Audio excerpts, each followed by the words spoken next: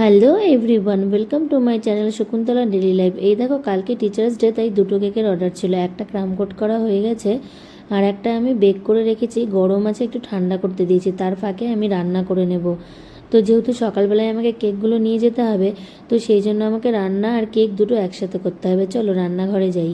এই পাবদা দেখো মাছগুলো আমার এখন রান্না করব। সকালবেলায় বেশি কিছু রাঁধতে পারিনি, স্কুলে চলে গেছিলাম। আর এই যে এইদিকে ভাত বসে গেছে, দেখো। এই ভাতটা হয়ে গেলে তারপরে কি কি রান্না করব সেগুলোও তোমাদেরকে দেখাচ্ছি। আমার এত কাজের প্রেশার পড়ে গেছে। আর এই দেখো বন্ধুরা, মিঠাই আর ওর বন্ধু ঘরের অবস্থা কি করেছে দেখেছো, এত দুষ্টু। আর মিঠাইয়ের দিদি আছে, ও পড়ছে, ওর কালকে এক্সাম। আর হচ্ছে আজকে একটু বেশি কাজের প্রেশার পড়ে গেছে। দুটো কেক বানাতে হবে, রান্না বান্না করতে হবে, তারপরে এই যে ঘরবাড়ি গোছাতে হবে। এই যে বন্ধুরা, এটা মুখী কচু সেদ্ধ বসিয়েছি, এটা দিয়ে পাবদা মাছের ঝোল হবে। এটা হচ্ছে আমার আর বড় মেয়ের জন্য। বড় মেয়ে ভীষণ ভালোবাসে, আমিও। আর এই দেখো, এখানে কাঁচা কলা আর আলু। বড়মশাইয়ের শরীরটা ভালো না, পেটের একটু প্রবলেম চলছে, তাই ওকে কাঁচা কলা আলু দিয়ে পাবদা মাছটা রান্না করে দেব। আর মিঠাইও খাবে। আর এই যে হচ্ছে মাছে হলুদ লবণ মাখিয়ে রেখেছি। তো আজকে আমার ভীষণ কাজের প্রেশার, বোঝাতে পারবো না। তো চলো আমি তোমাদেরকে পরপর করে সব দেখাচ্ছি। আমার পাবদা মাছ ভাজা হয়ে গেছে। এই যে এটা হচ্ছে আমার আর বড় মেয়ের মশলা কষানো হচ্ছে মুখী কচু দিয়ে। তোমরা দেখো কি দারুণ কালার এসছে।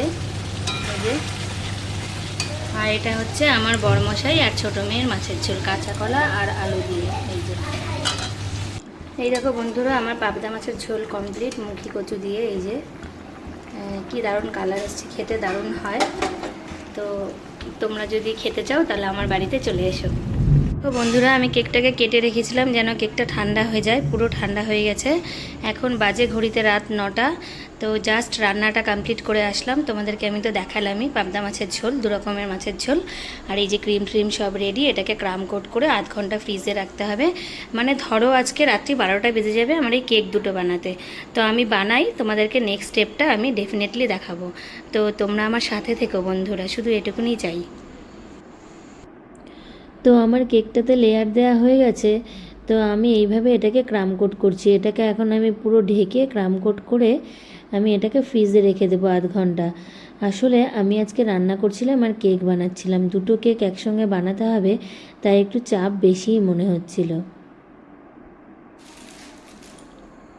হাই ফ্রেন্ডস, এই দেখো, এই কেকটা আমি সাদা বানাচ্ছি, কারণ টিচার্স ডে কেক। এখানে একটু ডিজাইন নষ্ট হয়ে গেল, উঠিয়ে নিলাম।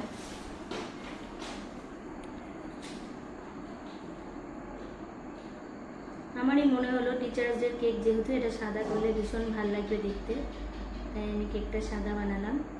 আর কেকটা বানাতে বানাতে তোমাদের সাথে শেয়ার করছি, দেখো কীভাবে আমি কেক বানাই।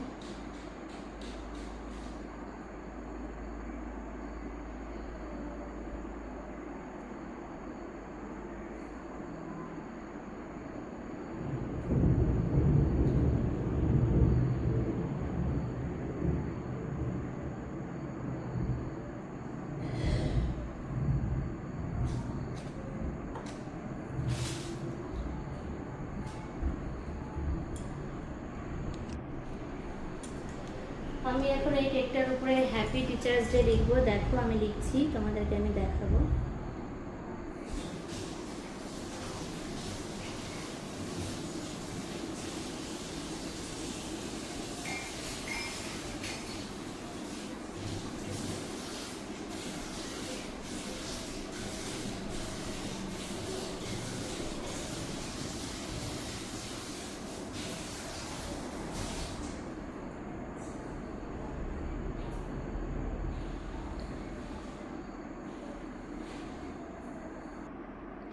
ফাইনালি দেখো, আমার কেকটার উপরে হ্যাপি টিচার্স ডে লেখা হয়ে গেছে। তো কেমন হয়েছে তোমরা জানিও বন্ধুরা।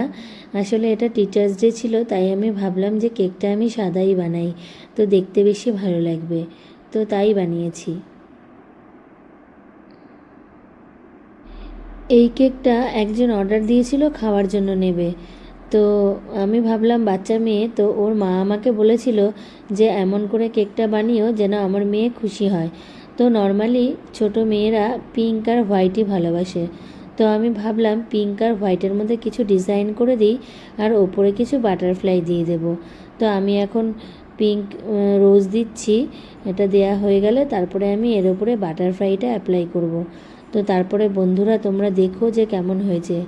আসলে আজকে আমার কালকে মানে 5ই সেপ্টেম্বর আমার 2টো কেকের অর্ডার, আর দুটোই আমাকে মর্নিংয়ে স্কুল যাওয়ার সময় নিয়ে যেতে হবে, তখন ডেলিভারি দিতে হবে।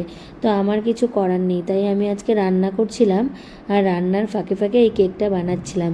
আর বন্ধুরা তোমরা যে দেখছো আমি হাসছি, আসলে আমার বড় মেয়ে আমার সামনে দাঁড়িয়েছিল, ও আমার সঙ্গে গল্প করছিল আর আমি কেক বানাচ্ছিলাম।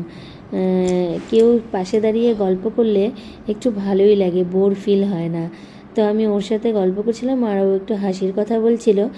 আর আমার বড় মেয়ের অনেক ট্যালেন্ট, ও খুব ভালো ড্রয়িং করে, আরও অনেক ট্যালেন্ট আছে। তো আমি কোনো সময় আমার চ্যানেলে আমার বড় মেয়েকে নিয়ে আসবো। তো এখনও আসতে চায় না। ওকে আমি অনেকবার বলেছি তুই ক্যামেরার সামনে আয়, কিন্তু ও কিছুতেই ক্যামেরার সামনে আসবে না। তো ডেফিনেটলি আমি একদিন তোমাদের আমার বড় মেয়েকেও দেখাবো এবং আমার বরমশাইকেও দেখাবো, কিন্তু ওরা এখন আসতে চাইছে না। তো ওরা যবে আসতে চাইবে তবে দেখাবো। আর এই দেখো আমি কেকটার ওপরে কিছু গোল্ডেন বাটারফ্লাই দিয়ে দিচ্ছি। তারপরে তোমরা দেখো কেকটার লুকসই চেঞ্জ হয়ে যাবে, কেকটাকে দেখতে দারুণ লাগবে, জাস্ট অসাধারণ। আর নিজের কেকের প্রশংসা নিজেই করছি, কারণ আমার কেকের ফিডব্যাক ভীষণ ভালো। দেখতে কেমন হয় জানি না, তবে খেতে দারুণ টেস্টি হয়। তোমরা আমার বাড়িতে এসো, আমি তোমাদের অবশ্যই কেক বানিয়ে খাওয়াবো। ফাইনালি আমার কেক রেডি।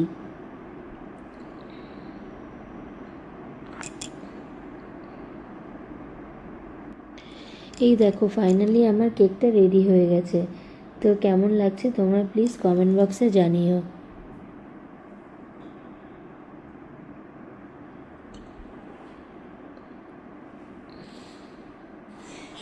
হাই বন্ধুরা, এই দেখো এটা আমার কেকের ঘর, তোমাদের কাছে আমি দেখাতে এসেছি।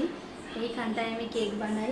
এই যে দেখো, আমি আজকে ভীষণ টায়ার্ড, ভীষণ রান্না বান্না করে 2টো কেক বানিয়ে স্কুল থেকে এসে কাজ করে, তো জাস্ট আমার আজকের দিনটা শেষ হলো। তো এখন ডিনার ফিনার করে ঘুমাতে যাব। তো তোমাদেরকে গুড বাই বলতে আসছি। তো আজকের মতো এটুকুনি, আমার পরবর্তী ব্লগে তোমাদের সাথে আবার দেখা হবে। তোমরা আমার পাশে থেকো, আমাকে সাপোর্ট করো আর আমার চ্যানেলটিকে সাবস্ক্রাইব করে দিও। টাটা, বাই বাই, খুব ভালো থেকো।